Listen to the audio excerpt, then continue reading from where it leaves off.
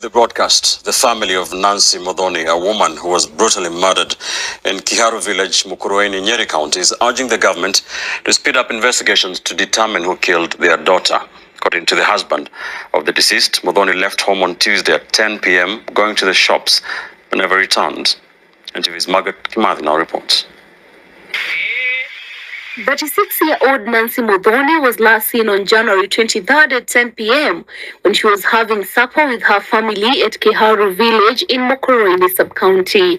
According to the husband of the deceased, Ben Maina, she informed her that after having supper, she would go to her local shopkeeper to pay a debt she owed the owner before she disappeared. Akienda huko kwa jiko, akimaliza kukula hatukujua vile alienda.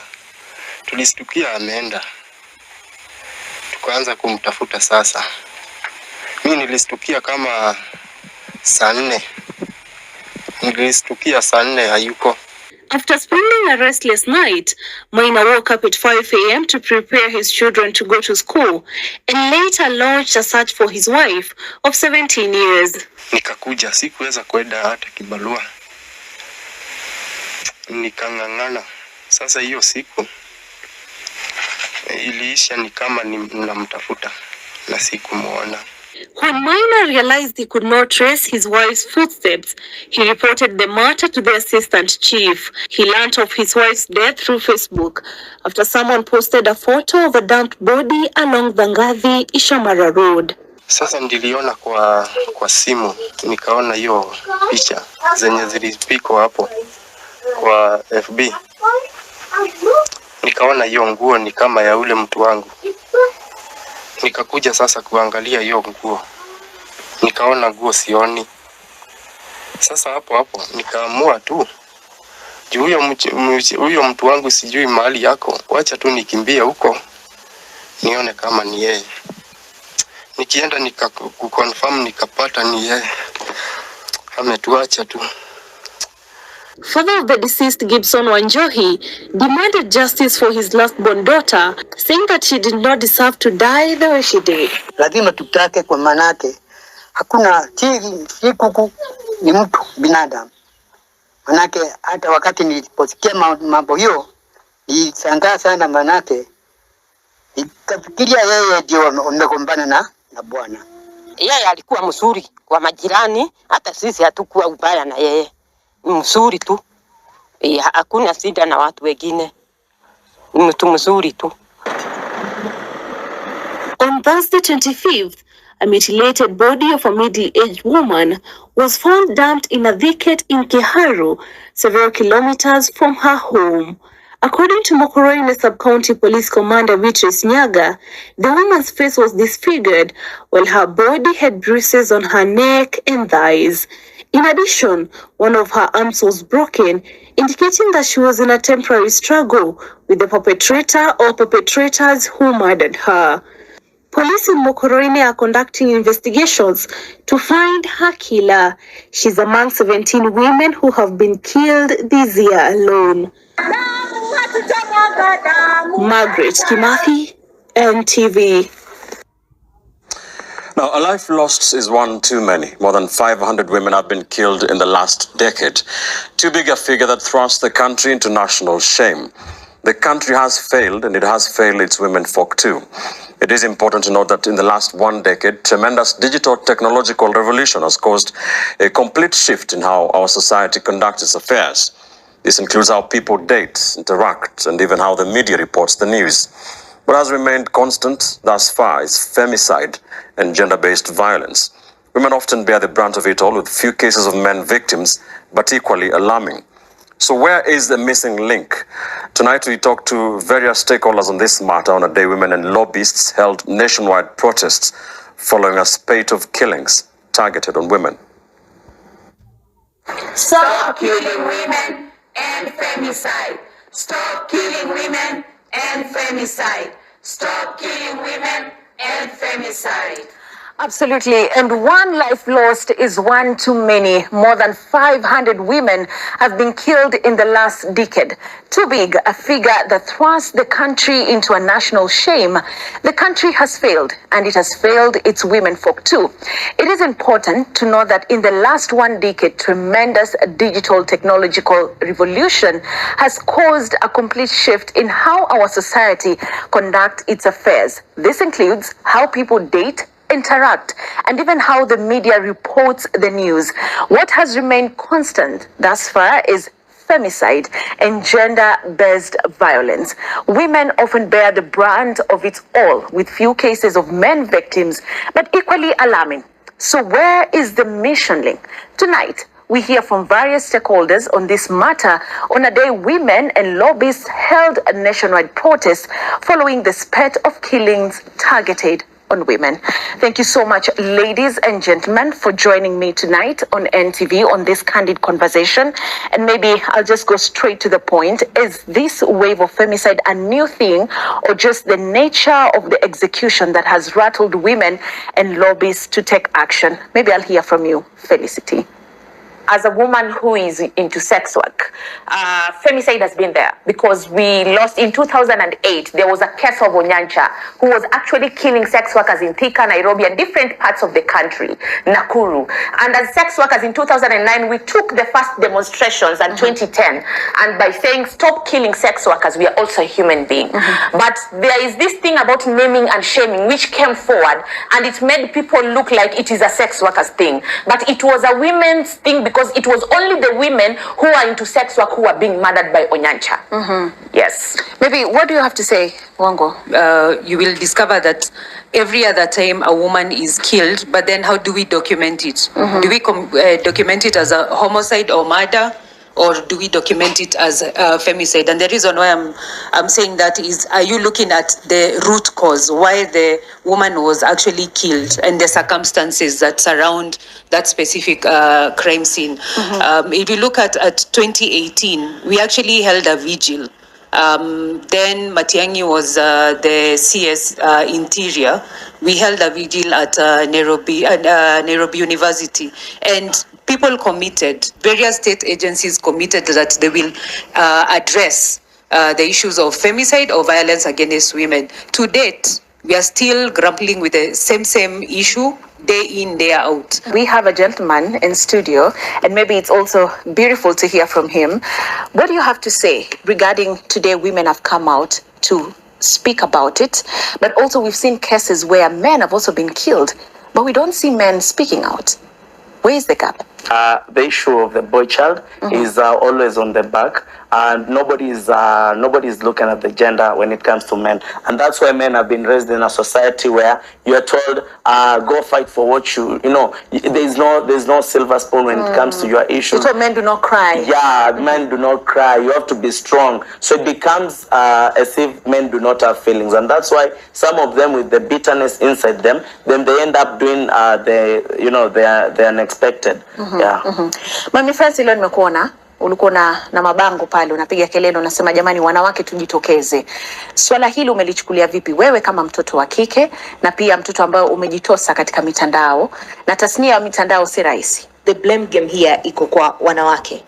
If you don't find your own money, you'll be killed. So my question is to them. So we don't have the right to live ama tujue tu. Unaelewa? Kwa sababu if you put a blame on someone mwenye alikuwa anafanya kazi, hiyo ni kazi yake. Prostitute have a right, and that right is for them to live. Sijui kama kuna hii video mmeiona, kuna video imekuwa imekisambaa juzi, wanaume waliweza kuzungumza pale Jivanji na matamshi waliotoa, wengi wakasema jamani hawa wakamatwe, waingizwe ndani kabisa. Mami, wasichana wa siku hizi tunataka maisha ya haraka. Na wanaume wanasema ndio, hakuna mtu anafaa kuuliwa. Lakini wanaume wanasema kwa nini mnakula pesa zetu? Katika hiyo kauli ambao wanaume walisema tutawaua mkiendelea kukula pesa zetu. Mwanzo alitaja pizza. Nilirepost hiyo video. Mimi langu kubwa nilikuwa nauliza ni pizza zake ngapi zimeliwa tu walipe. Hata zikiliwa kiasi gani? Ni bidhaa zako ngapi zimeliwa, hela zako ngapi zimeliwa, tukulipe. Kama hiyo pesa ndio imefanya wewe unaua mtoto wa mtu, ni sawa bwana, acha tukuregeshe pesa yako, basi mregeshe maisha yake. It is What do that you have to simple. say on this? We should stop reducing this end femicide campaign to the narrative of sex worker, because we know clearly, based on also Odipo Def reports, watu wamekuwa kiwa pia wanawake ni wanaume wazee. In a marriage couple, we have seen it, it's high. People who are married, they've been killed by their husband. We have seen it, even small kids being killed. We have seen even women human rights defenders, activists being killed. And when we talk about end femicide campaign in Kenya, it's because it has been normalized. And if you talk about what you feel, yeah, it has been normalized. And if you ask me, the government has failed. And I want to be in a position as a woman, hata mimi mwenyewe nikidate. Kama niko kwa street, sasa siko kwa street. Bado natafuta. Bado natafutaje pia boyfriend na nikimwona naona madara. Wala nione binadamu.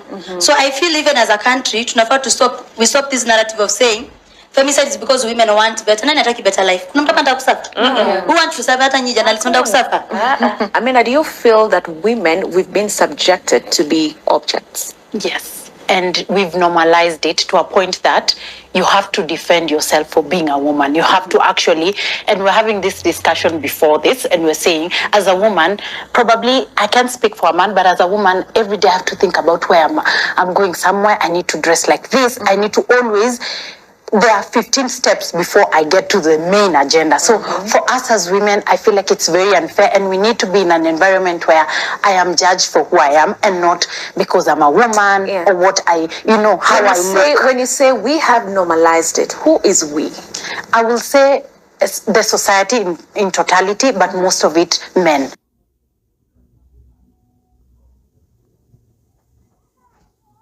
As a woman, what fears do you have today? And if you have the fears, then who do you feel let you down?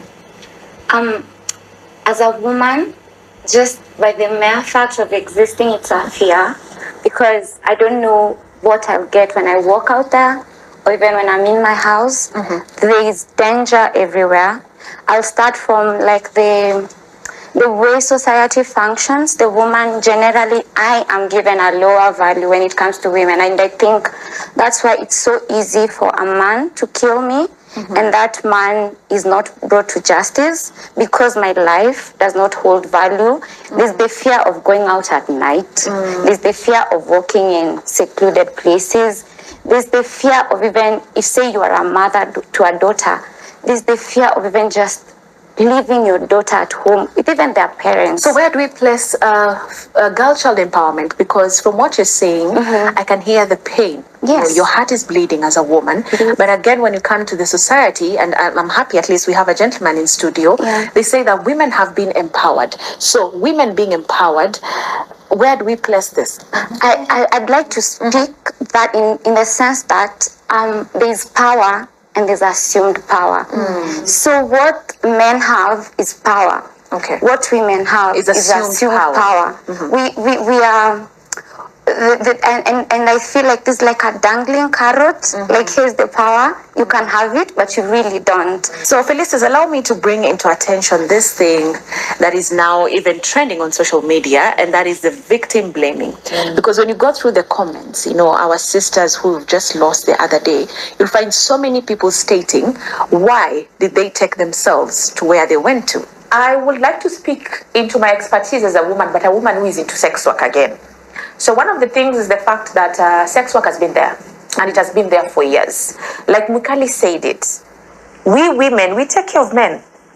I have a boyfriend that I take care of. I've been having men that have been paying their bills when they go to the restaurants. I don't have this, I provide. Sometimes they even drive my car. Why didn't I have the power of killing that man? Why is it an issue when a man is providing something for a woman? So this should come to your attention. There's a problem that people have when it comes to women empowerment. Good things are not only meant for men, they are also meant for women. We don't see our men as our brothers anymore, our boyfriends to be our husbands, but we see them as murderers. How does that sink to you? Well, it's unfortunate that in the society today we have to state it that way. But the reality is even the empowerment that has been assumed is within the men, and now we're empowering the girl child. We're empowering the girl child well, but we're forgetting the boy who is the murderer. We're not telling our boys it's bad to be just another girl at school. You're asking your boy at home, why were you beaten by Cynthia? And that boy will grow knowing that Cynthia is not supposed to be. Yes. So Cynthia is always supposed to be beaten, and they'll grow with that, and they turn out to be men the next day, and they're killing. And even the boys themselves, what are the conversations they're having? Why have you been, mbona umepigwa na mwanamke, you know, mbona mwanamke amekuongelesha hivyo mbele yetu, and they end up, you know, growing so bitter, and then we see what is happening lately. Wango, so moving forward, because we've had this before, you spoke about 2018, the case of Sharon.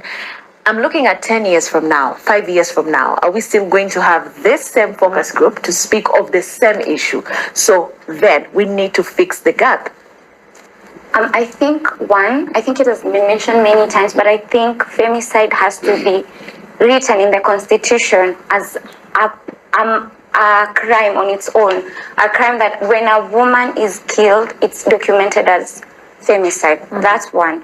And then there need to be very punitive measures against it, because I think even the audacity, the bravery with which men, especially on the social media, which men just speak about, I will kill a woman.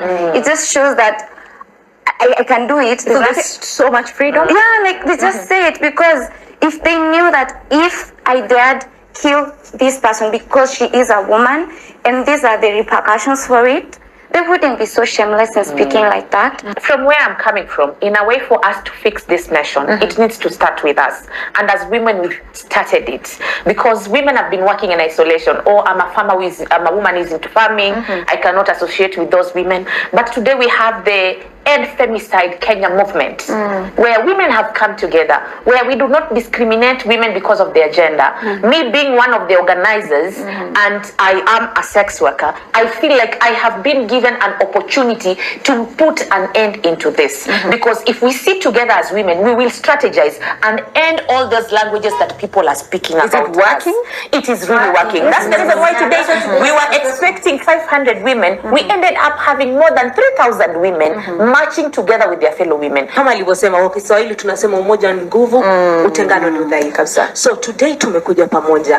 Mahakama isipotusikiza. It's no day watawai kutusikiza. The same way they take main issues and place them on their table. It's the same way issue ya femicide. The High Court has to take it and place it on the table. If it is not the parliament, if it is not the president, the judiciary has to take it. And another thing I would love to say is for the government, tunaomba.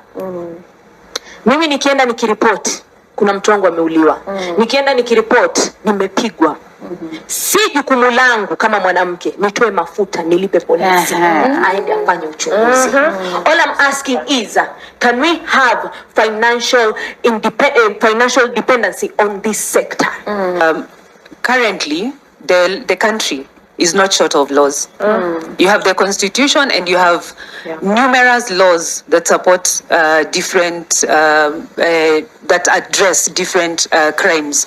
The one of the things that we've seen in the past, best practice, anyone who can remember Pamoja Tuangamize Ukimwi, who was the lead? The president then, Mwai Kibaki. So why is our current president not coming out and speaking against what is happening to the women of Kenya? So you feel one way of fixing this is that we need to see the state being coming out clearly and saying, I am condemning this, and the state not being the machinery. There's an individual who's leading the state, and he has the sole responsibility to make sure that all Kenyans are safeguarded. Most important thing is putting in structures and resources to ensure that when it's all said and done, when a case reported, there's structures and there's resources to empower these women and future generations. And the government, it's their responsibility to functionalize the gender desks that they have in those police stations. Those gender desks are either manned by men, and if worse comes to it, even women women issues are not even addressed properly. So we have to start functionalizing those gender desks. An example, watu wa Jivanji na wajua. So government wafuatilie na iwashike because they're inciting violence. The moment I see them getting arrested, I know government is serious. Exactly. Because I know them, Kenyans. Please, please, please. Let us not victim blame. Let's stand together to end femicide. Bado menda kukatiwa. Lazima mimi nikatiwe. Lazima nipendwe nipendane. Na sitaki feel na feel unsafe. Sitaki nikatiwa na Chalina na wewe ni madhara wewe tumesema tulikuwa ni binadamu. Anaweza kana yeye. Well, thank you so much, ladies and gentlemen, for having this candid conversation that is a worrying trend in the country. And yes, as my placard says, being a woman should not be a death sentence. And for me, I say, stand together with us, be bold, be fearless, be courageous, because that is what we need to resist pushback on women's rights.